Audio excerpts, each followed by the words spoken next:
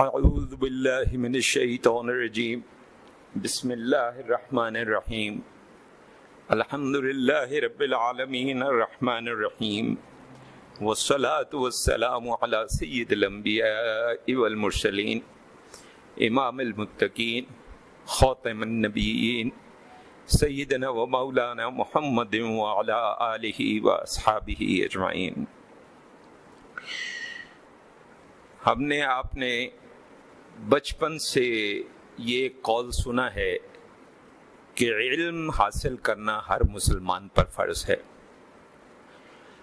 ہم نے یہ بات مان لی، مگر یہ ہم نے صرف دنیاوی علوم میں مانی، ہم نے قرآن اور حدیث سنت اس حوالے سے اس پر غور نہیں کیا۔ ایک عام مسلمان، ہر مسلمان پر صرف قرآن مجید ہی کو اگر دیکھا جائے تو 5 اس کے حقوق ہیں ہر مسلمان پر۔ سب سے پہلے تو یہ ہے کہ اس پر اس کا ایمان ہو، اور ایک چیز ذہن میں رکھے، جہاں ایمان ہوگا وہاں پہ تعظیم اور محبت ہوگی۔ اگر تعظیم نہیں ہے تو اس کا مطلب ہے کہ ہمارے ایمان میں کہیں نہ کہیں کمزوری ہے۔ اگر تعظیم نہیں ہے تو اس کا مطلب یہ ہے کہ شاید ہم مانتے تو ہیں، مگر وہ انگریزی میں ایک لفظ ہے کیجولی مانتے ہیں، اس کی تعظیم اس طرح سے نہیں کرتے۔ دوسرا کہ اس کو پڑھا جائے، اور پڑھنے کے لیے بھی ضروری جو ہے وہ یہ ہے، قرآن کا اپنا حکم ہے، قرآن میں اللہ تبارک و تعالیٰ کا حکم ہے کہ اس کو ترتیل کے ساتھ پڑھا جائے۔ ترتیل کا مطلب ہے آرام سے، ٹھہر ٹھہر کے، بہت زیادہ تیزی اور جلد بازی سے نہ پڑھا جائے۔ جو قاری حضرات ہیں، جو باقاعدہ قرآن کو پڑھنا سیکھتے ہیں اور پھر پڑھانا سکھاتے ہیں، وہ بڑی اچھی طرح واقف ہیں کہ کون سی رفتار ہے جس کے بعد قرآن کا پڑھنا جو ہے الٹا گستاخی میں پڑ جاتا ہے۔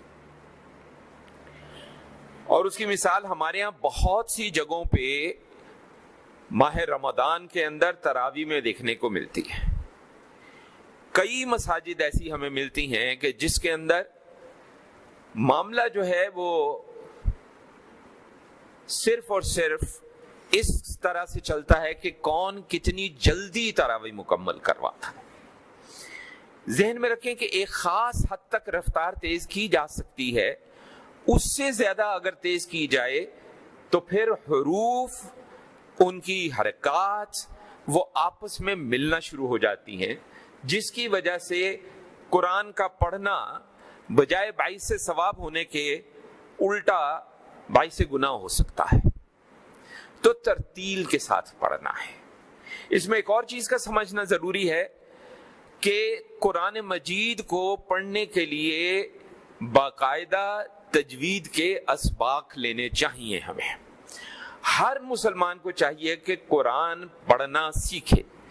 آواز کہاں سے نکالنی ہے گلے میں، کس طرح سے نکالنی ہے، اس کی حرکت جو ہے کہاں پہ کتنی لمبی کرنی ہے، یہ ساری چیزیں سیکھے، کیونکہ ہلکی سی بھی تبدیلی ہو جائے مطلب بگڑ جاتا ہے۔ اور اس کی ہم کئی بار مثال دے چکے۔ قلب دل کو کہتے ہیں، قلب کتے کو کہتے ہیں، صرف کاف اور قاف ہلکا سا فرق ہے۔ اسی طرح ہا اور ہا، یہ ہلکے سے فرق جو ہیں اس سے مطلب بگڑ جاتا ہے۔ ہمارے ہاں ایک یہ بڑا مسئلہ ہوا، ہم نے بھی بچپن میں استغفر اللہ قرآن مجید، عربی قرآن مجید اردو لب و لہجے میں سیکھا۔ بہت بعد میں جب اللہ کا کرم ہوا اور ہمیں سمجھ میں آئی بات کہ جناب یہ تو بہت بڑی غلطی ہو گئی ہے، تو ہم نے سیکھنے کی کوشش کی، اور ابھی بھی اس کے باوجود کوتاہی ہو جاتی ہے، کوشش کے باوجود، کیونکہ بچپن سے اب تک ہم غلط پڑھتے آئے، اور اب سیکھ لینے کے باوجود کبھی کبھار بیچ میں پتہ نہیں چلتا، غلط بول جاتے۔ ایسی بھول اللہ کے یہاں قابل معافی ہے۔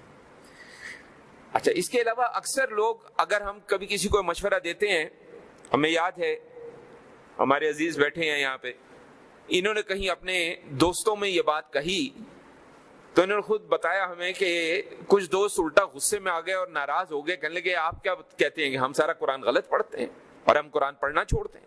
کچھ اسی قسم کی بات آپ نے بتائی تھی. ہم یہ نہیں کہہ رہے کہ پڑھنا چھوڑ دیں.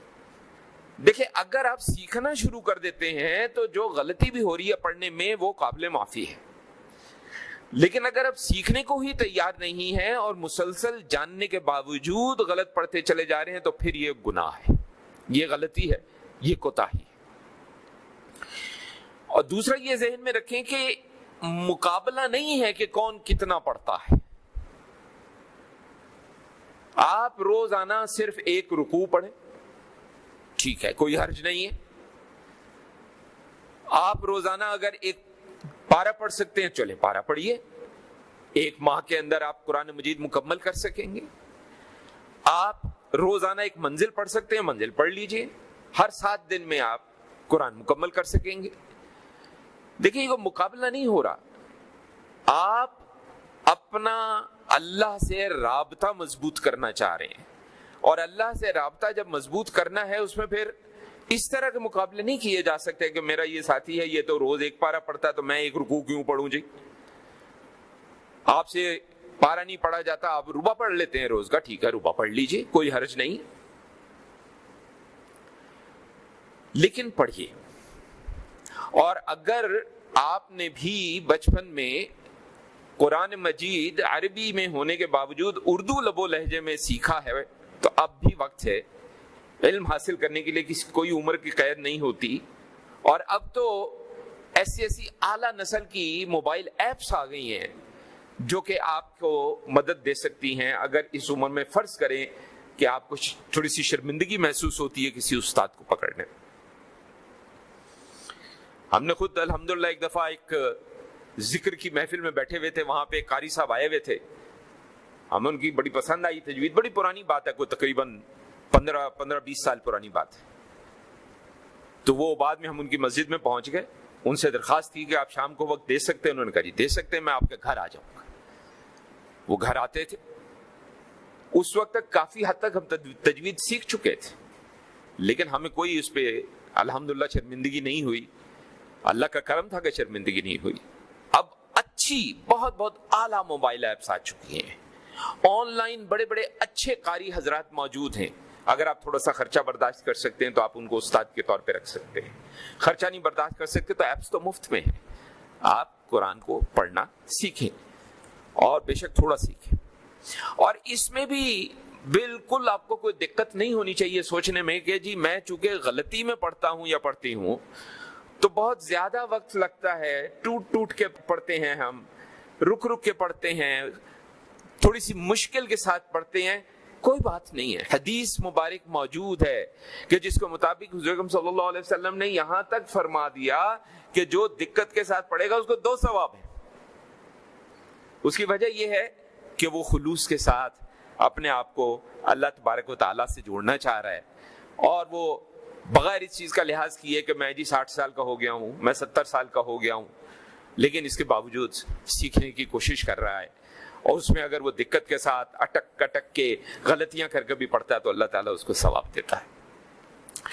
تیسرا جو حق ہے قرآن کا وہ یہ ہے کہ اس پہ تدبر کیا جائے، اس پہ غور و فکر کیا جائے، اس کو سمجھا جائے. اس کے لیے اچھے اساتذہ موجود ہیں.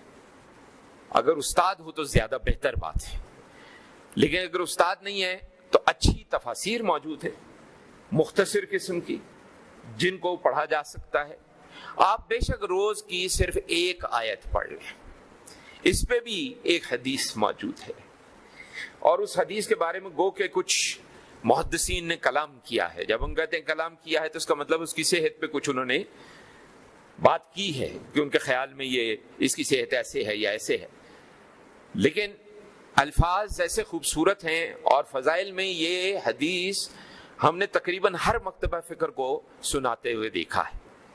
اور وہ لوگ جو دعویٰ کرتے ہیں، وہ مکاتب فکر جو دعویٰ کرتے ہیں کہ ہم تو صرف مستند احادیث کی بات کرتے ہیں، ان کی کتابوں میں بھی ہم نے یہ حدیث خود پڑھی ہے، سنی سنائی بات نہیں.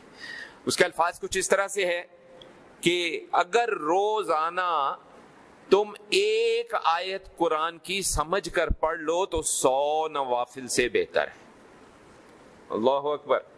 آپ غور فرمائیے, صرف ایک آیت, کتنی دیر لگتی ہے ایک آیت پڑھنے میں؟ بہت کم وقت لگتا ہے, 5 منٹ نہیں لگتے. دن میں صرف ایک آیت روز کی سمجھ کر پڑھ لیں. یہاں پہ جو دوست احباب اس علاقے کے ہیں وہ اس سلسلے میں اگر کچھ رہنمائی چاہتے ہوں تو اس میں ہم حاضر ہیں. ابھی گرمیوں کی چھٹیاں شروع ہو رہی ہیں, کچھ ہم ایسا انتظام کر دیں گے کہ دوست احباب جو ہیں وہ یہاں پہ آ سکیں, 1 آیت 2 آیت 3 آیت اپنی سہولت کے مطابق پڑھیں, سیکھیں, تدبر ہو, تاکہ قرآن کا یہ تیسرا حق جو ہے یہ بھی پورا ہو جائے. چوتھا جو ہے وہ یہ ہے کہ جو کچھ قرآن سے سیکھا ہے پھر اس پہ عمل کریں. اگر عمل نہیں ہے اور صرف پڑھنا اور سمجھنا ہے تو یہ کسی حد تک منافقت میں آ جائے گا. عمل نہ ہونے کا اگر کوئی جائز شرعی عذر ہے تو پھر تو ٹھیک ہے, وہ ایک علیحدہ معاملہ ہے.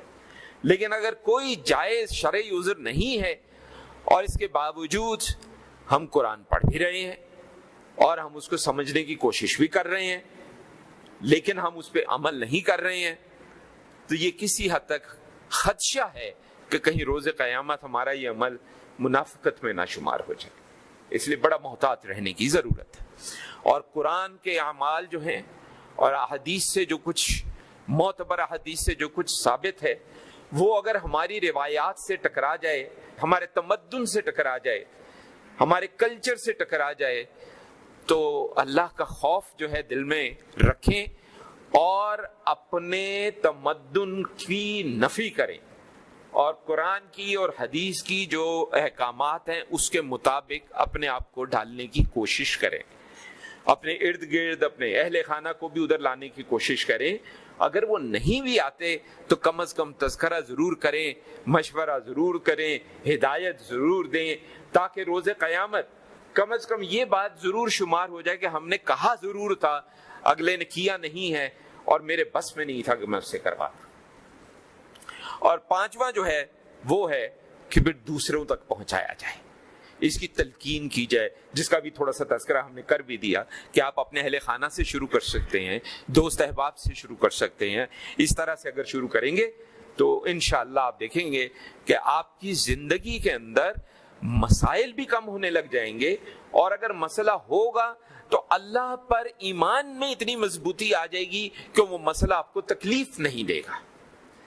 دیکھیں, مسئلے کا حل ہونا کوئی ضروری نہیں ہے, یہ دنیا ہے, اس دنیا میں ہر طرح کا معاملہ چلتا ہے. صحابہ کرام رضوان اللہ تعالی علیہم اجمعین کو دیکھ لیجئے, وہاں پہ بھی مسائل موجود تھے, ان میں جھگڑے بھی ہو جاتے تھے, ان کو کاروبار میں نقصان بھی ہو جاتے تھے, بیمار بھی پڑتے تھے. کئی لوگ ایسے تھے جو اپاہج بھی تھے کسی وجہ سے, لیکن نبی کریم صلی اللہ علیہ وسلم کے ساتھ صحبت تھی ان کی. کوئی نابینا تھا یا کوئی اور کچھ اس کو مسئلہ تھا.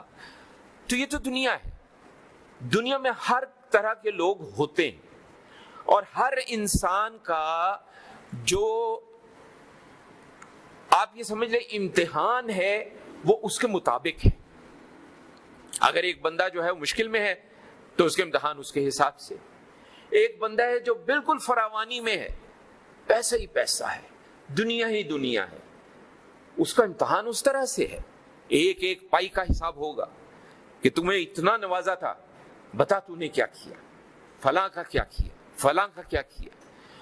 اور جس کے پاس نہیں ہے اس کا بھی امتحان ہوگا, کیا اللہ سے تعلق تو نہیں توڑ لیا, کیا دوسروں کی طرف دیکھ کے جلن اور حسد میں تو نہیں پڑا, کیا دوسروں کے پاس مال و دولت دیکھ کے بد کلامی اور بد زبانی اور الزام تراشی میں تو نہیں پڑا.